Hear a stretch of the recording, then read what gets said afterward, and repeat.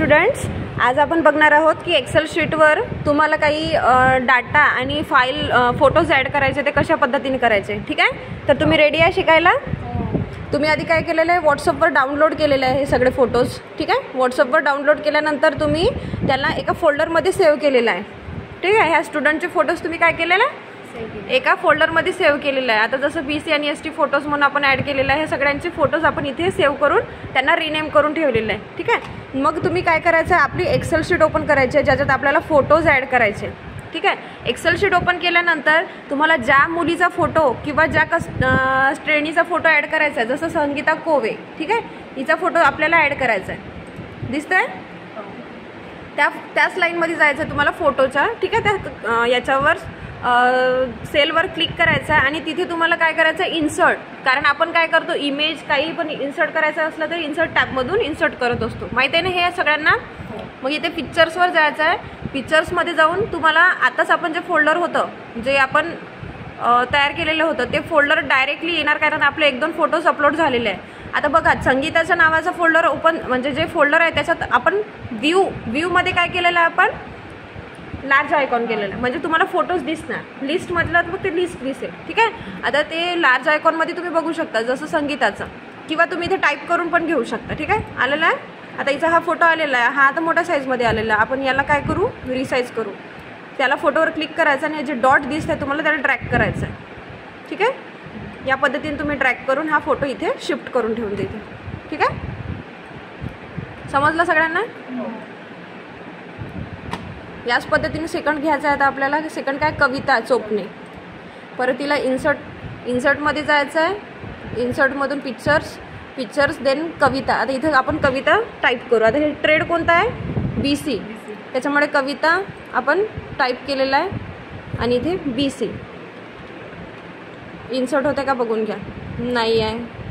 File not found बनत आहे. ठीक आहे, पूर्ण सरनेम सकट आपण तिचं नाव सेव्ह केलेलं आहे, त्याच्यामुळे कविता चोपणे BC असं नाव आहे. ठीक आहे, ते पूर्ण घ्यायचं आहे. मग पण फोटोज सगळेच आहे आपल्याकडे, फक्त ते नाव चेक करून घ्यायचं, एकदा क्रॉस चेक का आपण कोणत्या नावाने सेव्ह केलेलं आहे. ठीक आहे, त्याला पूर्ण ट्रॅक करून घ्या. ज्या फाईल साईजमध्ये तुम्हाला ठेवायचं आहे त्या फाईल साईजमध्ये ठेवून तुम्ही इथे इन्सर्ट करू शकता. समजलं हे? या पद्धतीने तुम्हाला करून बघायचं आहे. ठीक आहे, एखाद्याच मुलीने ट्राय करून बघा. चला,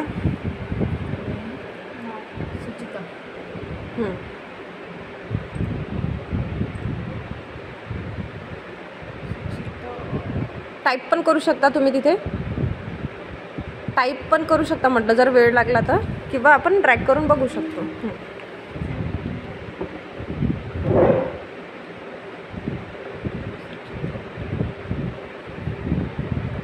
इन्सर्ट करून बघा. फाईल नॉट फाउंडचा येऊन राहिला कारण आपण त्याला वेगळ्या नावाने सेव्ह केलं असेल. किंवा ड्रॅग करा, खाली कर, स्क्रोल कर ना खाली. त्याच्यामध्ये बघून घे नाव.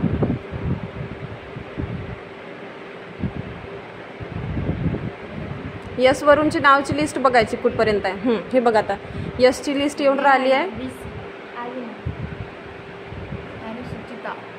घे ना खाली, ती आली आहे यसची लिस्ट.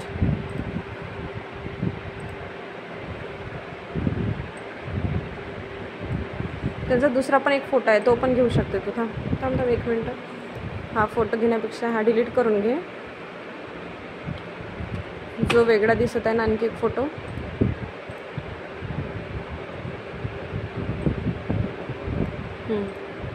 ह्या कॉर्नरचा.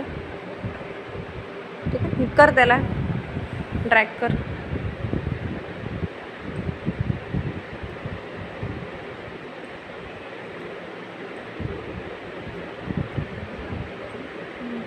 त्या बॉक्समध्ये फिट झाले पाहिजे त्या पद्धतीने ट्रॅक करायचं. ठीक आहे, कळलं तुला आता? काय काय केलं तू सर्वात आधी सांग आता आम्हाला, काय कशा पद्धतीने प्रोसेस करत आहे तू? फोटो जे डाउनलोड केले होते करून दाखव आणि करता करता बोलून पण. आता नाव घे पहिले, कुठल्या स्टुडंटचं ॲड करत आहे. क्लिक करायचं त्याच्यावर, स्वाती क्लिक करून ठेव. ठीक आहे, स्वाती पेंढारकर. इन्सर्टवर जाशील, पिक्चर्स, त्याच्यानंतर स्वाती. आता यसची लाईन बघायची किंवा स्वाती पण टाईप करू शकते. घे खाली स्क्रोल करून घे, किंवा तू नाव पण टाईप करू शकते.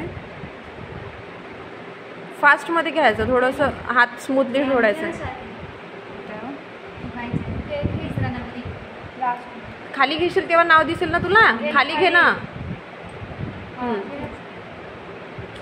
तेच तू नावावरून गेली आहे.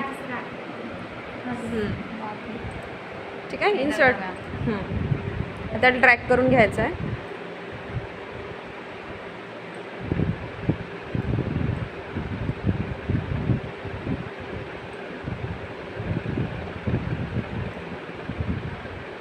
चारी पण कॉर्नरनी तुम्ही ॲडजस्ट करू शकता. पिक्सेल साईज हे नाही झाली पाहिजे म्हणून. हां, तशा साईजने पण करू शकते. कमी करून घे थोडं. ठीक आहे, ठीक आहे. घे नेक्स्ट. समजलं तुम्हाला आता हे सगळं? नेक्स्ट कोण करून बघता बघा.